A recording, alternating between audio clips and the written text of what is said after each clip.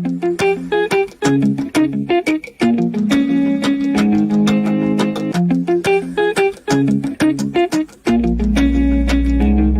doing great, even though every day's not fine. But still I woke up today, another day to get on my grind.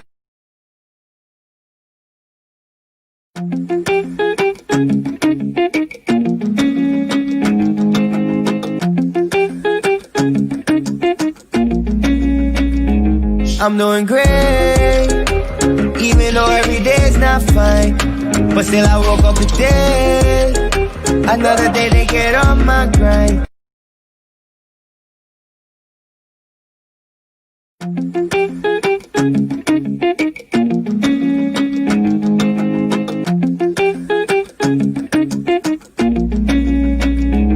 I'm doing great, even though every day's not fine. But still I woke up today, another day to get on my grind.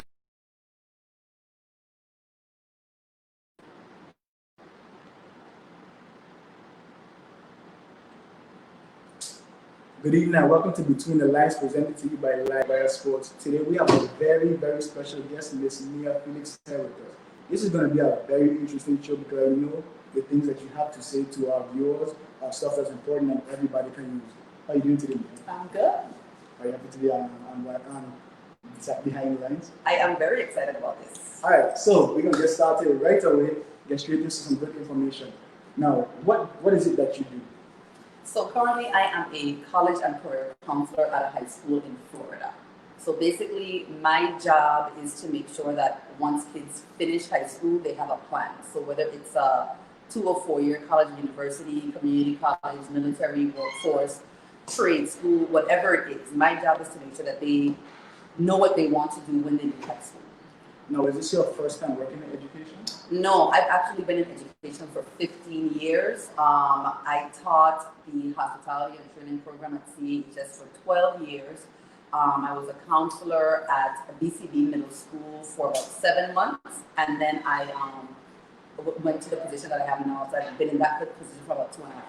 So this is a welcome home party for you, all your friends and family watching right now. Hopefully. All right, so we are welcoming you back. Moving on a little bit, what made you decide to choose education as a career? Actually, I did not. Education was not the first thing or second thing or third thing that I ever thought that I would be doing. Initially, I went to school for baking and pastry and restaurant management, and I got my degrees in both of those. And then when I came back home to the Virgin Islands, I worked at Marriott Frenchman Reef for about a year, and I got a phone call that my former hotel training instructor was retiring, and they needed somebody to take over the program, and that's how I got into education. All right, so I heard you mention pastries. Did you think to bring in pastries? I did not, but I will make it up to y'all. I promise. We have this on camera, so we do have a recording. We bring in pastries for our live employees. All right, as a counselor in the States, what tips do you give when kids are choosing colleges or where they would like to go for school? Well, the first thing that I always ask my students when they come in is what they want to do, what they want to study. Because a lot of times you have kids that they want to go to a particular school because their sibling went there or their parents went there or it's the party school or whatever it is. But the first thing that you need to take into consideration is what you want to get out of that experience. What do you want to take away from college? And then you work from there, you know? Now, this is a sports show, Live Wire is about the sports. We're trying to build a pathway where we can get our kids off the island through us and through the community, through sports. What can you tell us about athletes going on to the next level and playing as far as academics? What do they need to do? So it all depends on what level of sport they're trying to play, but just as a basic benchmark, they should definitely focus on meeting all of their high school requirements.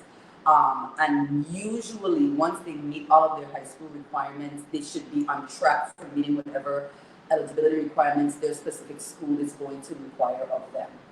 And of course, it's going to differ slightly based off of the level of sport they're trying to play, but 9 times out of 10, if you fulfill your basic high school requirements, you will be on track to fulfill whatever requirements the colleges want from you. Now, I know another big thing about going to school would be like your SATs and ACTs. What can you tell us about your SATs and ACTs as far as scores are concerned for kids that are trying to go to college? So, SAT and ACT scores, there's not like a cut score that schools look for. So it's not like you have to have an 1100. It's going to be based off of the school that you attend. And what I always tell my students is research that information. Look to see what is the score that schools are looking for. And a lot of times they won't just say, oh, you need a 1200. They will tell you what the average score was for incoming freshmen the year before. So that will give you an idea of the type of student that they're looking for. But don't think that SAT and ACT scores are the end all be all. You have to be that well-rounded student. It's a balance with other things. And a lot of times, if your SAT score may be a little bit lower, you have a rigorous course schedule from high school and your GPA is high, that that would also play a factor as well. All right, so about how long does your SAT or ACT scores last? So if I take it 20 years from now, is it still good? They last forever. If for some reason you decide that you want to retake a test, you could do that at any time. You could go online and register and sign up in your area and take the test. But your scores are your scores; they don't expire. As far as a child in high school about to graduate, what would you say is the best time to take your SAT or ACT before you? So I always recommend students take the test as much times as they can. First of all, if you're in an area that offers, all schools offer fee waivers. Every district differs with how they distribute those fee waivers. But if you are eligible for fee waivers, take the test as many times as you can. When you get a fee waiver for the SAT, it's good for 2 tests. When you get a fee waiver for the ACT, it's actually good for 4 tests now. And that will save your parents a lot of money because taking the test once is about $50. And the price goes up every year. But I always recommend sophomores take the PSAT, their sophomore year, 10th grade year. Get your feet wet with the test and how it's formatted and how it's set up. And then junior year, maybe early junior year and first semester in the fall, take another PSAT if you can. If you can't, schedule to take an SAT or an ACT in the spring. That way, you're getting your feet wet. You're figuring out how the tests work. And I also recommend if you have waivers or if you're able to take both, take an SAT and take an ACT. Schools don't care which one you take. Some people find the SAT is easier. Some people find the ACT is easier. The ACT have a lot more science questions on it. But again, take both if you can. And whichever one you are more comfortable with taking, that's the one that I will continue doing. And then again, if you take it junior year, second half in the spring, maybe again, at least for seniors, take it as early in your senior year as possible, August, September, October. That way you have scores readily available for when your college applications need to start going in only in the fall. So do we have any upcoming SAT or ACT dates that you can remember offhand? So right now with everything that's going on with COVID-19, SAT postponed all of their tests for this 1920 school year. They will be starting back right now, tentatively in August. And usually they do every other month, but right now they're slated to do every single month. ACT did not cancel their June and July. Right now they are still slated to offer it. And again, they will start back in August as well with tests every month. But what you would need to do is go to ACT website, actstudent.org, or go to the SAT website, collegeboard.org, and look up to see when the test is being given in your area. They are national dates. So for example, if the test is going to be given on June 13th, that's the date it's going to be given across the country. You just have to see if your area is offering that specific test. Now, going along with the college process, what can you do to build on your college application to make it better, to make it more attractive when you apply to colleges? So I tell my students all the time, with your college application, you have to remember a couple of things. First, your colleges are looking at everything from 9th grade. A lot of times students come into high school in 9th grade, they're still a little bit immature, they don't know what they want to do, and they just kind of cruise by. But schools are looking at everything, especially when you are applying for colleges. If you're starting to apply on time, you should be applying very early in your senior year. When you do that, colleges aren't seeing your senior grades. They're seeing 9th, 10th, and 11th grade. So if you were slacking off in 9th grade, 10th grade, and finally got it together in 11th grade, they're going to see all of that. Okay, so you have to keep that in mind. The next major important thing is that these schools are looking for well-rounded students. So you could have taken all of these rigorous classes, have a 4.0 GPA, but your test scores are low, or you weren't involved in anything in or out of school. You know, so that sets people apart. I had 2 students this year, both had 13 something on their SATs. They both had over a 4.0 GPA. One young lady, she was involved in sports. She also did community service. She was also very active with the SGA. The other young lady, she only did school. They applied to the same school. Guess which one got it? The well-rounded student, because that's what the colleges are looking for. So yes, it's great to keep your academics up and your test scores and stuff up, but they really want well-rounded students. And a well-written college essay is something that people take for granted. People think, you know, I call it the cookie cutter essay, where they start off telling you that it was a bright summer day and the skies opened, and, you know, the pageant speech essays, and they talk about, you know, it's good to talk about where you're from and your parents and stuff like that, but those are the cookie cutter essays. Colleges want to know what sets you apart. Talk about your struggles. Talk about what things that you've overcome, things that may have been challenges for you, things that you're still working on as a person, as a student. Be real with them. That's what they want. Those are the things that are going to set you apart. All right, so I definitely know a lot of things now. If I would like to apply to college, I'm definitely going to use those things going forward. Let's talk about a whole another direction. It's in the same lane, but it's slightly different. You have your own business for something like this, is this correct? Yes, I started MVP Education Consulting late last year because I realized that there was a disconnect. And a lot of times, you know, people are quick to say, well, the school didn't prepare me for this, or the counselor didn't do this. But I really want people to understand. And I was one of those people. Before I was a counselor, I used to blame them for everything as a teacher. But I want people to know and understand that the recommendations for college, for student to counselor ratio is like 250 to 1. The actuality is 350 plus to 1. So what ends up happening is you have counselors that have over 300 kids to deal with on a daily basis. And yes, you can push information out to them in bulk, but when do you find time to do that one-on-one? And that's very, very difficult. At the school where I work, and every school in every district is a little bit different, but we have traditional school counselors whose role is to make sure that the kids are sitting in the correct classes, they're meeting the benchmarks, they're meeting the high school requirement, the state requirement for graduation. That is their job. They don't necessarily do anything with what happens after. That's my job. And we rarely cross over lanes. So they don't know. Anytime a child has a college question, they'll be like, go see Miss Felix. And vice versa. So it's really hard. The school that I work at, we have 2,400 kids. There's only one of me for 2,400 kids. This year I have 546 seniors. So it takes a lot of pushing into classrooms and doing a lot of group, and you know, it's very difficult to reach the students that you need to reach. And I know here locally, a lot of the counselors don't have the resources that they necessarily need. They don't have access to the information. They just don't know, and not necessarily at any fault of their own. So that's where I kind of came in, because there were a couple of people that reached out to me, knowing that I was a counselor, knowing what I did, to ask certain questions, and I just want to bridge that gap between, you know, where school ends and where home begins.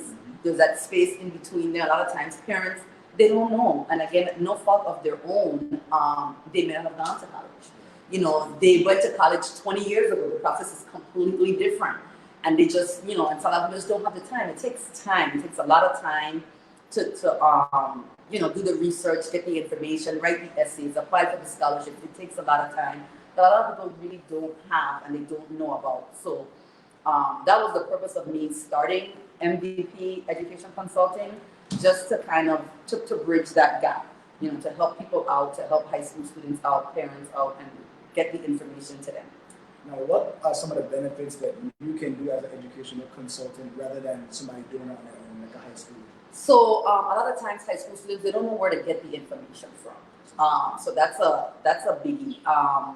They know that, okay, I need scholarships to pay for school, but they don't know how to go about finding those scholarships.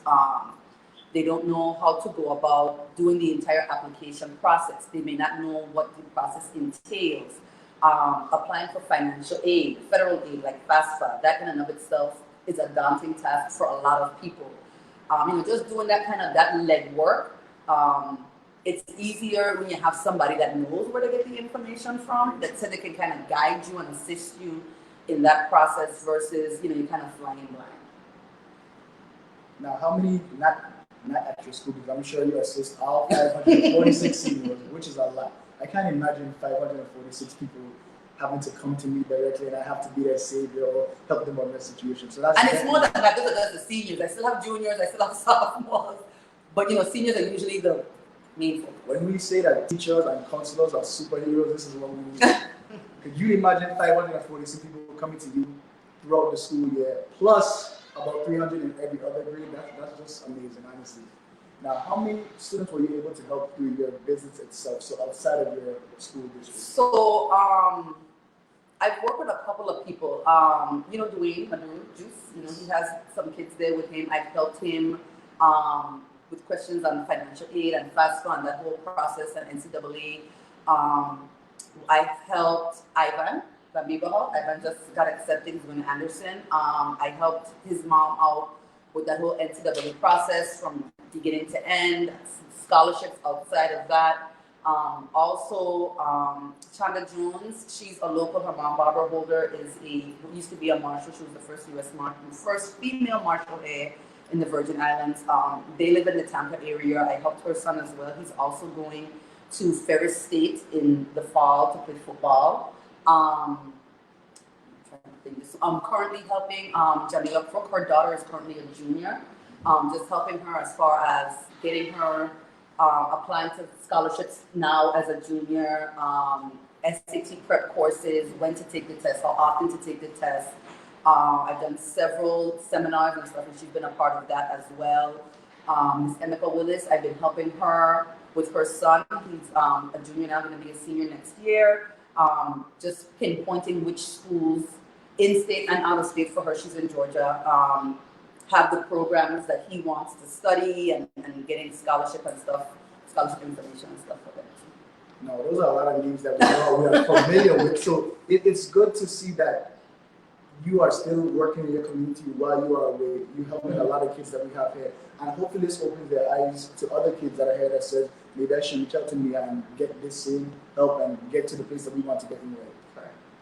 Is there an age limit on any specific type of students that you only help, or is it? So right now, it's my focus is high school students, and any 9th to 12th grade, and even first year college students, because you don't want to, drop them off and be like, okay, see you, figure it out. No, you still want to be able to give them that guidance and the little things. Like I had a student that didn't realize I have to apply for FAFSA every year. Like I don't just do it once and then that's it. No, every year you have to do that. So right now, high school students, I'm like maybe first, maybe second year college students. So they're still kids at the mind. So being there and being that helping air to them all the time is definitely something that they do need to keep them moving forward. What are one of the biggest misconceptions that kids have when they're choosing their career coming out of high school? A lot of students look at careers that they think pay the big money, and they think that as soon as I don't get out of high school and I go do this and I'm gonna make all this money. No. It's a process. It's a process. You have to work hard for that process. And you have people say, you have to spend money to make money. You have to, go get further your education in some way, shape, or form, whether it's in a traditional college, university, some type of trade school, apprenticeship program, something. To hone your craft, to make yourself marketable, to make employers want to hire you and work hard at that and build on that so that you can demand the big dollars in the long run. But a lot of times they think that I can jump right into this fresh out of high school or fresh out of college and I'm going to be making these six figures, and that's not the reality. All right, so we do have some early questions from the fans that are on the live stream actually, so we'll get into that. We're gonna open the floor we'll open the live stream to more questions a little bit later, but we'll start with these few that we have already right now. Okay. So one is there a fee associated with the NCAA application? Yes, the NCAA clearinghouse does have a fee. It is currently $90. That can change. But you can get a waiver for that. And again, every school and every district deals with that differently. So you would need to speak with your counselor to figure out how you can go about getting a waiver to cover that fee, that $90 fee. So what exactly is the NCAA clearinghouse, if you don't mind clarifying for some of our student athletes? Sure, that's fine. So basically the clearinghouse is the tool that is used by D1 and D2 sports that are under the NCAA umbrella to make sure that students are eligible to play college sport, whatever the sport is. Of course, there are different requirements that you have to meet as far as GPA and test scores, and there's 16 courses that you have to complete and pass in order to do that. I mean, I could go into that. Okay. So, for example, for Division I sports, there are 16 courses that you have to take. You have to have at least a 2.0 GPA, and you have to have certain SAT scores. And also, of those 16 courses that you have to take, 10 of them have to be completed before your senior year. So it's very important that if you are interested in playing sports at the next level, that you start this process early.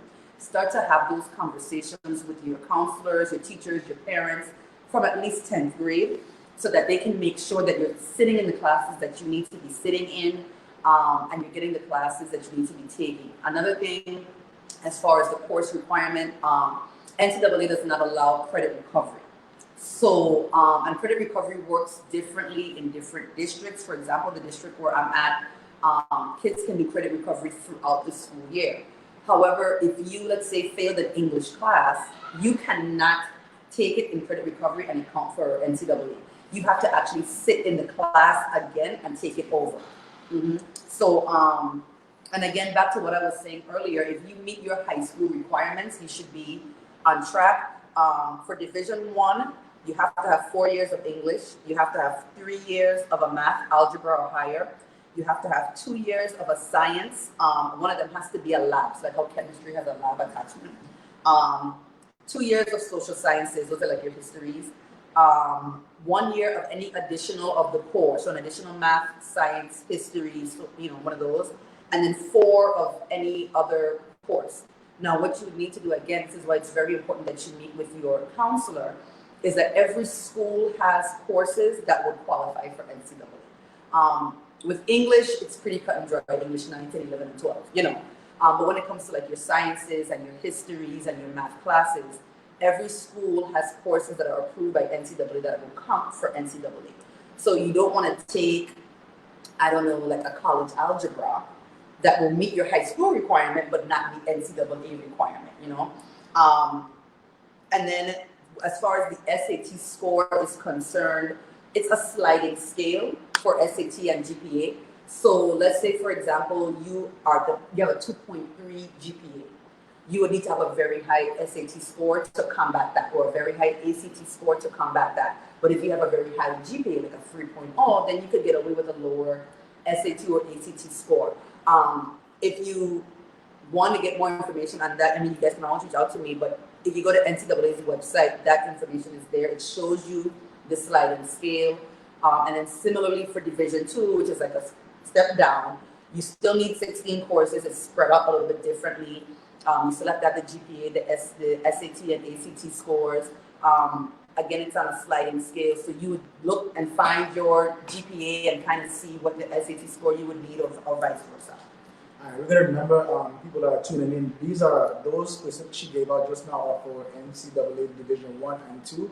So you might have different requirements for the college that you would like to go to. So you have to really pay attention to which level you're on and the specific requirements for your sport at that level. Another question was, how honest should applicants be when writing essays? Very honest. very, very, very, very honest. Do not lie on that application at all. Don't do it. Don't do it. You don't want it to come back and bite you later. You may think it's something small, but again, it goes back to me talking about writing that powerful essay that speaks your truth. You don't want to lie on that essay at all. Just don't say things that you think are going to make you sound better if they're not true. You don't want that to come out. You can get scholarships revoked. You can get admission revoked. That's not something you really want to play around with at all. Another question we had was, how early should an athlete submit to the NCAA clearinghouse? So you can start that application process in the 10th grade. I actually would recommend junior year, early junior year, because you're going to have to do things like have your transcript uploaded and, so they can start vetting you. But if that's something you're interested in, again, have that conversation early on, at least 10th grade, so you can start making sure that you're on track for the requirements, and then doing the actual clearinghouse, starting that your junior year. But it's very important that even if it's just a thought and you're not, 10th grade, you may not have anybody looking at you, you may not 100% know what you want to do, but it's very important to have those conversations early on. I had a student that did not tell anybody, except for his mother, that he wanted to play sports after high school until we were in about October or November of his senior year. And at that point, he was sitting in some credit recovery classes. So we had to pull him out and put him in regular classes and make sure he had things on his schedule to make sure that he qualified. He had to take some classes online. And you don't want to put yourself in a position where you're scrambling at that last minute. And again, because 10 of those courses must be completed before your senior year, you have to make sure that, that you're getting what you need in a timely manner. So the earlier you start looking at your options, the better. And again, I would start that application process junior year. Another question was, can you tell us the difference between the NAIA and the NCAA? So it depends on your school. To kind of explain it, if you're into sports, let's say, for example, baseball, there's Little League and there's Babe Ruth. They're basically doing the same thing, but it's two different entities. And that's what NCAA and NAIA basically is. They're just two different entities for kids to play sports in college. So you need to look into your school specifically to see which governing body they're under, because you don't want to go through that whole NCAA clearinghouse process only to find out your school is NAIA, because then you have to do the NAIA process, which is a little bit different than the NCAA process. How should parents prepare or guide their high school students for higher education or after graduation? So the first thing I think parents should do is kind of have that conversation with their student about what they want to do when they get out of high school. Don't push them one way or the other. You're going to meet resistance. But have that conversation for them. And parents also need to be honest with themselves about the type of student that they may have. You may think that you want your child to go to a four-year university, but honestly, that's not aligned with the type of student that you have. Your student may want to do something where a trade school, a technical school is the best route, so that's the avenue that they need to take. And I wouldn't recommend pushing a child to a four-year university that they don't want to do that, because you pay a lot of money, so having that conversation early on about, what their goals are, what their aspirations are, having those conversations so you could know how to better assist your student. And then you, as the parent, can have that conversation with the counselor later on. Say, hey, my kid is interested in this. What should I do? You can use an education consultant. This is what my kid wants to do. How should I better assist my student? Talk to a teacher or principal. Or let's say, for example, you have a student that wants to be an engineer. Find an engineer. Let that student speak to that person. Try to find some type of summer job or some kind of internship in their specific field so they could get hands-on experience and see this is something that they really want to do. It may seem, I want to be an engineer.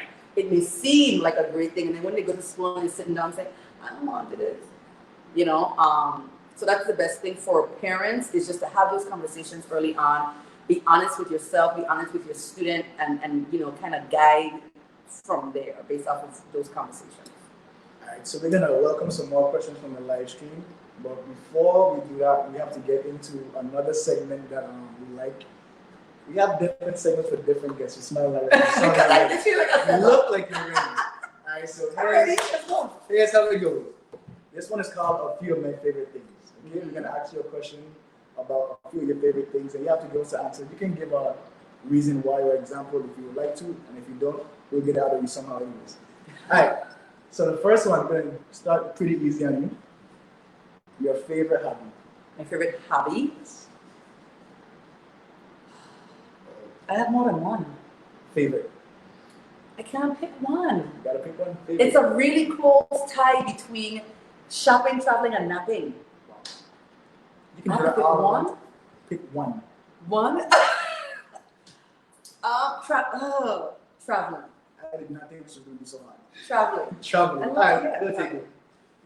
Favorite sport. Because this is a To sport. watch? Can you play? Not no more. Okay.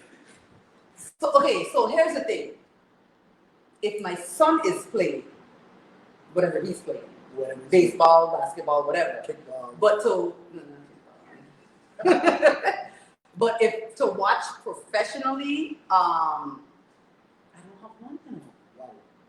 This is a sports show. You can't do this on a sports show. But I don't have one. I basketball and football You like have to this. pick one. But why? You're so indecisive. Pick one. This is Duke. This is North Carolina. You have to pick one. See, there's a difference between picking between teams and picking between sports, you know. Pick a sport that you like to watch. I can't pick one. This is Alright, what about like to play or participate in? No? shopping is a sport? Definitely. Now, knowing you, I was hoping you were going to say cheerleading. Cheerleading. There we go. But see, I don't cheerlead. I have not. I will be out of high school 20 years next year. Mama ain't cheerlead since then, really. Except for cheerleading camps that I It ran. should still be a However, I don't really watch cheerleading like that. Because of course cheerleading is televised as much as the other sports. But if I had to sit down to watch a game, I probably would say football and then basketball. If I have to pick. No baseball. You know, for me, baseball, I have to be there. Watching baseball on TV for me is a snooze fest. I'm sorry to my baseball people, but I can't watch it on TV. Like I don't watch 3 other shows and come back and be the same in it. I can't do that. That's a common understanding. I've seen a lot of people would say that in life before. No, Down but to baseball players saying that. baseball, I have to be there. I have to be there. And again, sorry to say this, but my first option would never be to go to a Major League Baseball game. Because it's just too long. Like I need action. I need things happening. I guess that's why football and basketball for me is a little bit better. But when my son playing now is different because half of the time I'm probably scoring anyway. So I'm actively engaged in the game, but my child playing. So you know, I'm a mom, I'm an assistant coach, I'm EMT, I'm doing a lot of things. I'm giving out snacks. So I'm actively engaged in the game. But to say I don't go to a baseball game and watch it on TV, that is not But you know what's amazing about sports? Sports on TV and sports in person are two two different completely different things. When you see sports, even if you go to a professional game, when you see sports on TV, all you see is a game. But if you're in the atmosphere of the stadium itself, Completely different. there's so many different things going on, things between innings, races, the fan cam, different stuff. That's going on. Listen, the best part about going to, because we go to Tampa Bay Rays games, because that's where we live. Which are, they are very awful, by the way. Yeah, exactly. But it's okay. But the best part is what goes on in between the innings. Like that's the best part of it. Because I don't know, it's a little. I think that's what baseball attracts fans. You have the baseball players that love to watch baseball, and then when you have your family, everybody just watches everything else. So they like to see the hot dog races. They like to see Yeah, the them players kind of warm up. things. They don't like to see the game, but it's still. Like win the 50-50 raffle, like them is the things that keep me excited.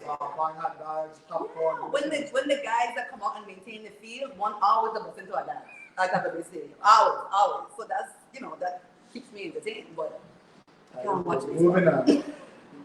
This is another. This is good. No, this is not finished. Oh, we still playing Yeah, favorite we things? have a few favorite things. This is going to be a difficult one, I feel like, because of the way you answered the first one. Your favorite sports team Like overall? overall? Like not in a specific. Nope. What do you want? You know what? I'll be nice. You know, right now, present day, like what today is June 9th, June 10th? Right now, at this specific time, I have to say Dallas. Dallas what? Cowboys. Don't judge me. All right, I think this interview is over. We have to get rid of our guests because no Cowboys fans are allowed here within my vicinity. Already here. But you know what? She answered the question, so I'll take it. Your favorite subject in school growing up? It wasn't that long ago. Yes, it was. Actually, hotel training. When I got to high school, hotel training. Why hotel training? Because I was doing something that I loved to do, like the baking, the cooking, the catering. I was eating. All right, so we're going. Your favorite athlete on the field, and we'll have one off the field. So your favorite athlete on the field. It's a sports show. You have to get sports stuff. I never really on the field. On the field. This is a very easy question that you're taking apart. No, it's not. It's not, you know. I'm pretty sure You know who I'm, okay, so recently I've become a fan of Mahomes on the field. That I would go to. Well, if your son is watching, he'll be really disappointed. He's actually not because that's his team. But isn't he your favorite athlete? He is my favorite athlete. Wrong answer. You were supposed to say your son. You didn't say your son. Because you had me thinking in the realm of professional sports. Wrong answer. He's my favorite human. There we go. Oh, she got me. Favorite human. Favorite athlete off the field. That's not your son. Off the off the field. Off the field. Come on, some community I've been questions before, so I got time to repeat. Pressure makes for good TV, good internet. Apparently. Off the field. Based on what they do in the community. And that's what I'm thinking about. And that's why, because I know of the things that this person has done, and again, because he's local, I would have to say Tim Duncan. Only because I know a lot of the things that he has done for locally that may or may not have been advertised. I would have to go with it. No, that is a great answer. I don't think you can answer that any better. We have a lot of athletes that do stuff in the community, which we are definitely proud of, especially here. A lot of them, they give back to the little leagues, the kids that they coach. We have teachers that are coaches and stuff like that. So it's definitely a good thing to see athletes giving back to the community. So we want to make sure we ask that question specifically so we can find out one. Okay. Your favorite, this is going to be a hard one. I just know it. We're going to be here for 2 days. No, man, don't say that. No. I got this one. Your favorite place to shop? For what? No. So if you go away, It depends on what you're looking for. No, time out.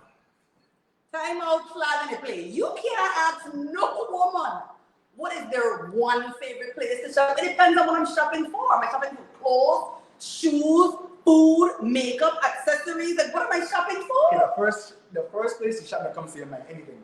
First of all, if you're talking about the first place that I am going, I'm going for food, first and foremost. That is the first thing that's going to happen. But if you mean like to purchase merchandise, you got to put the hell out of me. I don't appreciate this shop.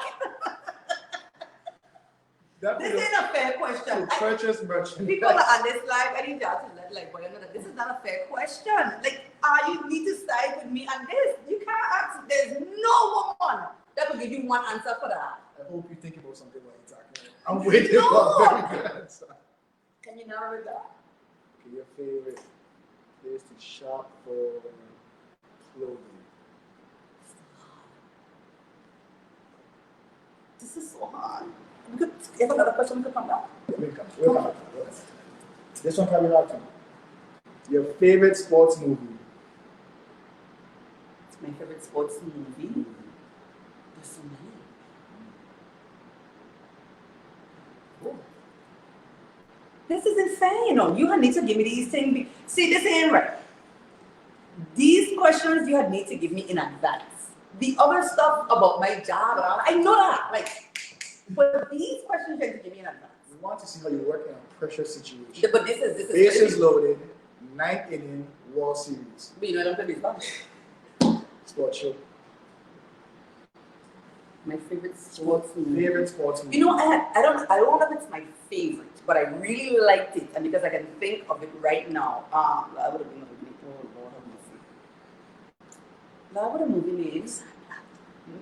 No, the football movie. Remember the Titans? No, the one where they took in the guy. No, that's not the longest. I know exactly what you're talking about. That I really like that one. I don't know if it's my favorite, but we're gonna go with that for right We now. don't take that. Because If we don't take that, we might never get anything. we might be at it tomorrow. This ain't it. This one probably will be until tomorrow too. Your favorite food?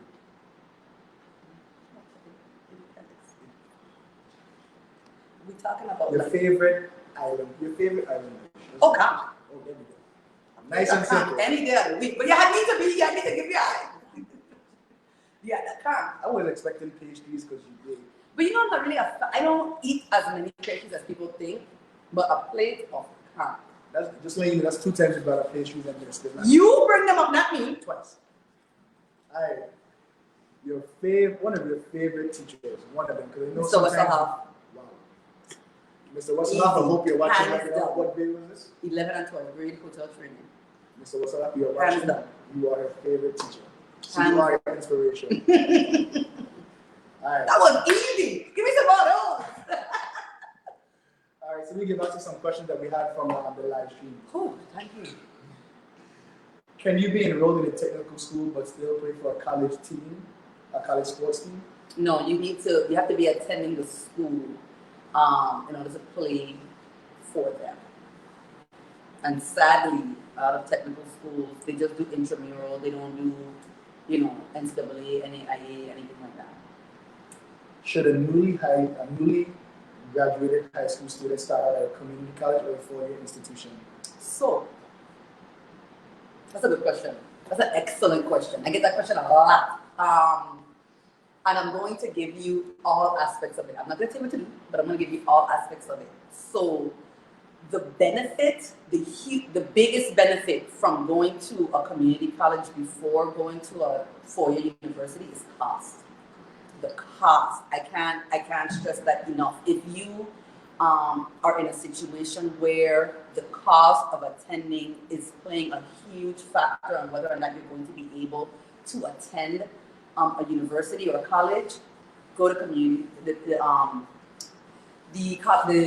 community college route. Definitely. Why? Because a lot of the courses that you're going to be taking your first 2 years at a four-year university are the same courses you're going to take at a community college for a third of the price. And a lot of community colleges now have programs with the universities in their area, in their state, where you can transfer over seamlessly. I know, because again, I'm in Florida, I'm in Hillsborough County. FAMU has an Ignite program with several of the community colleges in Florida, where when you enroll to the community college, whether it's in Tallahassee, Tampa, or wherever, you enroll, you apply for the Ignite program. Once you finish those first 2 years of your community college, you are guaranteed you're automatically going to be a Rattler for the next 2. USF has something similar, they call it Fuse. And some of the benefits of these programs are once you apply, when you start your community college journey for Fuse or Ignite or whatever it is, you are technically a USF student or a FAMU student. So even though you're not at USF campus, you still have access to their amenities, their libraries, their sporting events, stuff like that. And same thing for FAMU. But it just kind of guarantees that you will get that four-year university experience, but your first 2 years will be a lot cheaper, a lot. Now, I have students that they just want that four-year university experience off the bat. That's what they want. You can't change their mind. Nothing is wrong with that. But again, if finances are playing a huge part of whether or not you're going to be able to move forward, I would definitely recommend going the community college route first and then transferring over. Now, as we're wrapping up, you gave a lot of great information here today. I hope that our followers and our friends are actually going to use this information to their benefit. Can you just give us one last message that you would like to tell the viewers, whether they're in high school, they're in their early years of college, or getting prepared to go that route? Again, have the conversations with your parents early on, honest conversations about what you're interested in, what you think you want to do when you finish high school, but have the conversation early, 9th grade, 10th grade. It may seem like, oh, no, have it now. That way you're able to do the things that you want to do and get information. You have time to go through that process. You don't want to wait until April of senior year and it's like, okay, what am I going to do now? What am I going to do next? But then you're rushing. You're not thinking about what you want to do. You're just going with the best option at that point, which may not be the best option for you. Explore. If you think that you want to go into whatever field, try to get into that field as far as working, summer job, apprenticeship, speaking with somebody that's in that field, get their honest opinion of the career path. Speak with your counselors, speak with your teachers, do your research early on. That's probably the most important thing. You don't want to wait until the last minute to get that information. And again, explore all avenues. And I guess the most important thing is just making sure you have those conversations early on with your parents, being honest with yourself, being honest with them, and then doing your research early, finding out what it is you want to do. I was going to mention it earlier and I forgot, but on the website where you register for the SAT or you're an AP student where you register for AP classes, AP exams, College Board, they have a tool on there that helps with your college search. Once you have a College Board account, and if you don't have one, any high school student can create one. You can go on to that platform and it's going to ask you some questions about what you want from your college experience. It's going to ask you, where do you want to go? So you could select regions, you could select specific states, you could say you want to be within 300 miles of your current zip code. It's going to ask you what type of school, 2-year, 4-year community college. It's going to ask what your area, your interest is. You could put you want to be in the medical field, you want to be an engineer, you could put it broad, or you could be very specific and say, I want to do like aeronautical, whatever, you can be very specific. And then what it does is it narrows down, it does a search of all the schools within that area. So if you did it for the entire country, the state, you could international, UVI pops up on it because I've done it, because I wanted to make sure UVI was on there. And it gives you a list of schools that match the criteria of what you're looking for. And then you can go in further and look at things as far as the cost. What were the numbers as far as their incoming freshmen, their GPA, their test scores, their fees. Do freshmen have to live on campus, stuff like that. And you can compare 4, 5, 6 schools at a time, just to get a little bit more help, because you may not have known that this school has this major or this school doesn't have this major. But again, that all goes back to that whole researching and, doing your research early on. Just in case somebody would like to contact you and have your services for your business, can you just tell us your contact information so we can put it in the link on the live stream? Sure. My email would be mvpeducationconsulting@gmail.com. I'm sorry it's long, but it is what it is. I'm also on, if you need to find me for whatever reason, I'm on Facebook. My number 240-201-5566. If you have an education-related question, usually what I do if someone is interested in the consulting aspect of it, I do a free 30-minute consultation where you basically let me know what it is what you're trying to get out of it. I have people that just want help with financial aid, just want help with scholarships, just want help with the whole application process and writing an essay. Some people want everything, so it kind of depends. But we use that time to kind of figure out what it is you want and what's best for your student. All right, so everybody heard that word, free. So a free 30-minute consultation. So make sure you get her contact information for our graduated seniors who have just graduated recently or will be graduated in the next few years. Get that consultation. It is free and use it to your advantage. If you want to go further with that, then you guys will speak on how to go further with it. Yeah, we want to thank you for coming and bringing one of our most interesting interviews by far. You definitely brought a lot of information and you went right along the path where LiveWire is trying to go. We want to speak to high school and college students that need help in those kind of areas that propel them to compete at the next level. Mm-hmm. And you hit all those nails on the head just now. I want to thank you for all that you do with students, because everybody doesn't love students the way you love students. So we definitely want to thank you for that as well. So thank you for being on No our show problem. today. Thank you for having me.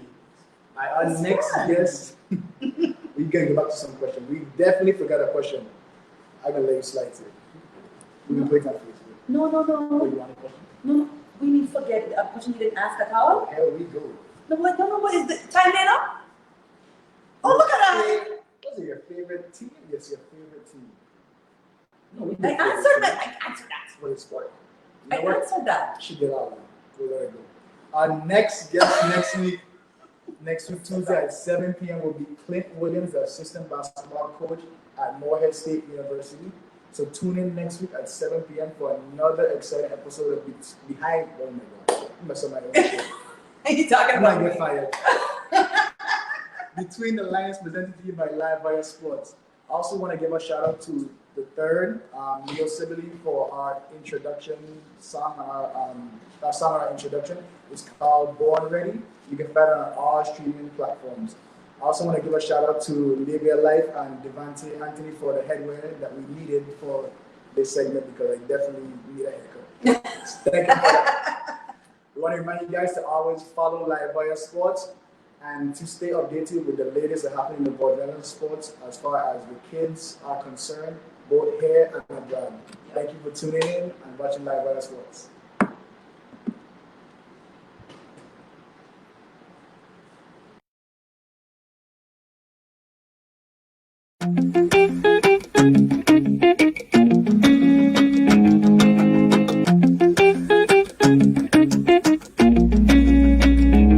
I'm doing great, even though every day's not fine. But still I woke up today, another day to get on my grind.